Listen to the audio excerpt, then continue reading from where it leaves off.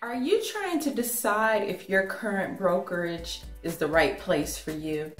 I have recently talked to probably 5 or 6 agents within 1 week that have expressed discontent with their current brokerage, and I have 9 things that you should consider before divorcing your broker. Let's get started.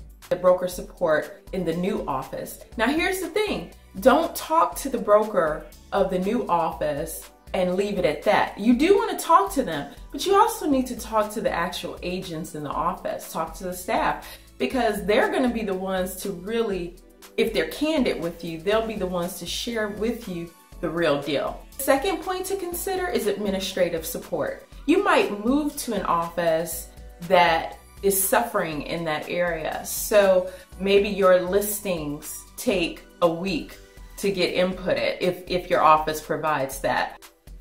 Or maybe your commission checks are cut a month after you actually had the closing. So administrative support is vital as well. One point to consider is the luxury of technology.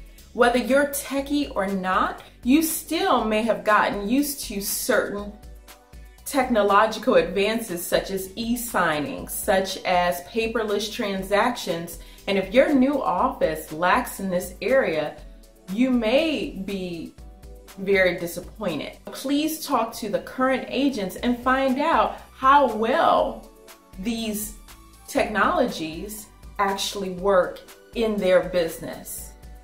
A fourth point to consider are the vendor affiliations of the new office compared to your current office. Sometimes those relationships are worth their weight in gold. And yes, if you've been in the business long enough, you can probably carry those relationships with you to any firm you go to.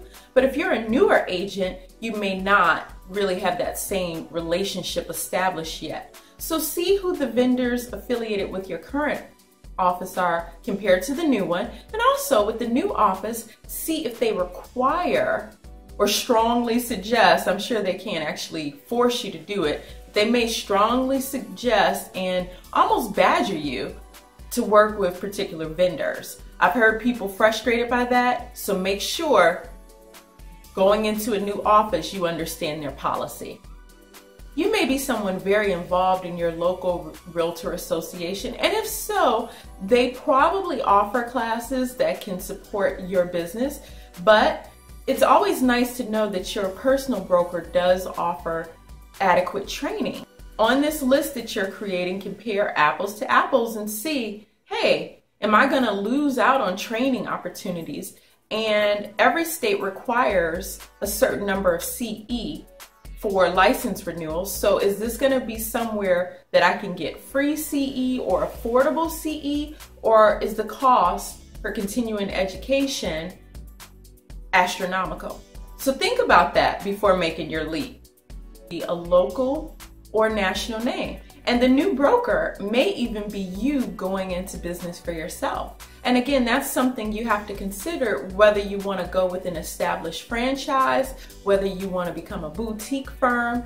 There are pros and cons, obviously, of each.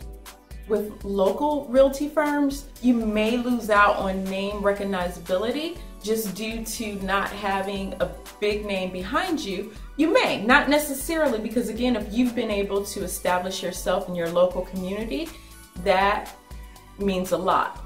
Or if you're moving to a firm that has really established itself and is a well-known, almost household name in your area, it may not necessarily be a negative thing. So it's important to assess, in particular, if you're moving from one size firm to a completely different size, what the trade-offs are. Because if you were with a local brokerage and now you're going with a national firm, you probably will have more fees, and that's going to be important for you to recognize and prepare for.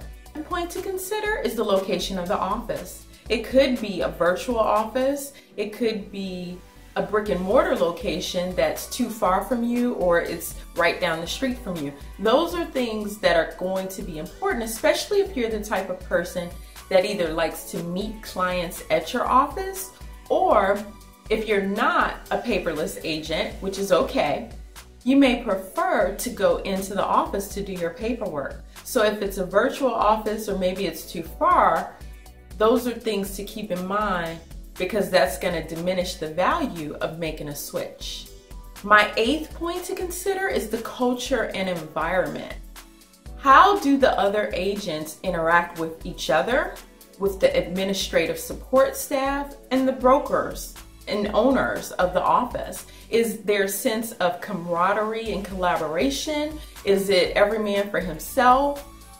Would you feel isolated? And again, you have to think about this in light of your current brokerage and what you prefer, what your experiences have been, and what you ideally would like to see. Maybe you are a loner and maybe you're not looking for a collaborative environment, so you'll do fine. But if you are, you should make sure you go into that office a couple of days and see how things are going. The 9th consideration is to check what deliverables and paraphernalia your potentially new brokerage will offer. Do they provide lawn signs, lock boxes, balloons for open houses, and the like, or are you on your own? And again, it doesn't have to be a problem either way. The key is that you go into this eyes wide open. You shouldn't have any unexpected surprises, because if you do, you'll feel like you jumped from one experience to something potentially worse. And it's expensive to divorce your broker, to start over in a new office. And you make sure that in doing this switch, you're actually going to benefit. I hope this video was a help to you. If you have any further questions, follow me on Google+ and shoot me a message. Also, visit my website, www.agentsaroundatlanta.com, for more tips and techniques to grow and succeed in real estate sales.